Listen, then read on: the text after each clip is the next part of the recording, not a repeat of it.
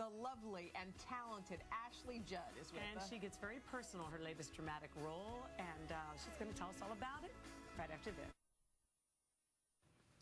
Actress and activist Ashley Judd has never shied away from taking on challenging roles, and her latest film, Helen, is no different. Judd plays the title character, a talented musical professor whose relationship with her family is thrown into turmoil when she plummets into a severe depression. Take a look.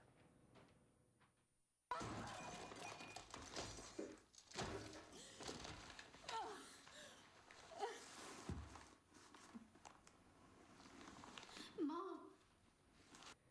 Yeah, Wow. and Ashley's here with us, and Muttering, that was a really fun scene to get to do. Was it? Tear stuff up. I like that. but your portrayal in this it's heartbreaking because it's so real, and I didn't realize until we got our notes that you have struggled with this on occasion in your own life, so you must have been, as an actress, just drawing on those your own personal experiences. Well, when I read Sandra Nettleback's screenplay, I had absolutely no idea where it was going, but by about page 4 or 5, I was like, ding, ding, ding, ding, ding. There's something going on here that I understand and relate to.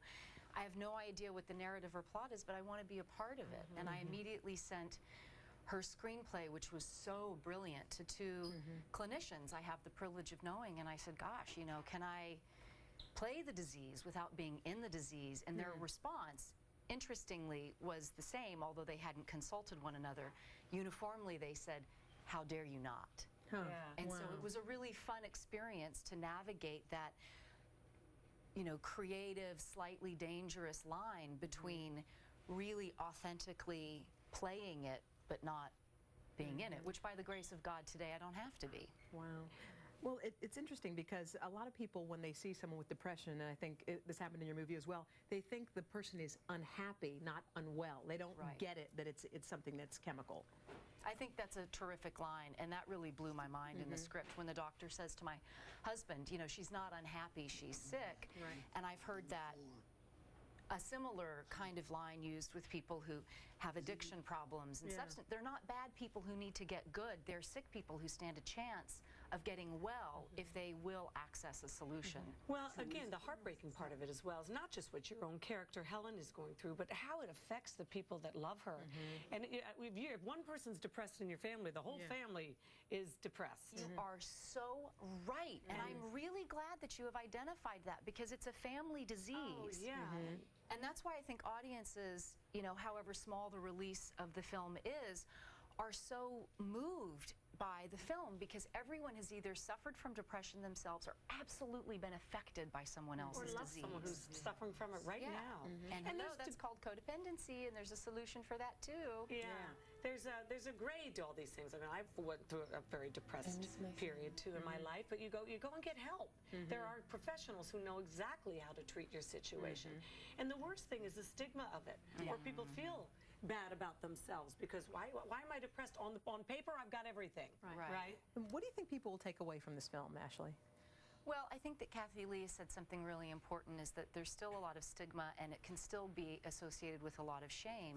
And in this day and age, that's simply unnecessary. Depression is the leading cause of disability in America.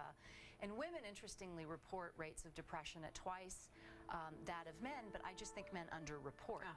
That's right. And that in our day and age, it's like pretty easy to get depressed about stuff, whether it's indigenous or exogenous. And there are a lot of ways to confront it in one's own life. I do think it's important to stabilize the baseline mood, and that can be done with appropriate medication, with the right kind of doctor prescribing. But also, you know, people need to get abstinent and sober from whatever substances or behaviors and processes they're using to try to deal with the underlying mental illness. There's cognitive behavioral therapy. There's a lot out there that today really does work. Well, in the other part of your life, congratulations on your Harvard degree. Hi, that kind of, I read that in the notes, I thought, when did she have time to do that? Congrats the rest of the time she's off watching that gorgeous husband of hers win every race. You stand the husband. I'm sorry, he's so hot, it's ridiculous. Look, no, you're standing over there from the door, and I'm like, get out of here. You're just hot, is what he is. And he's sweet too, and he loves you. And he does love me, and I love him. Oh, sweet. We're glad to see you, Ashley. Thanks for coming by to visit. It's really an amazing film. And where can people see it? Is it opening tonight? They can see it in New York City at the Quad Theater, and it will be available on DVD soon. Excellent. Okay. Thanks, Ashley. She got a standing ovation at the Sundance I know, Film she's a Festival. big deal, this one. Thanks, Ashley. Okay. Next up, parents, kids. and broken friendships.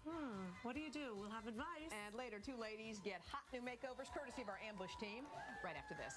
And Cody's back.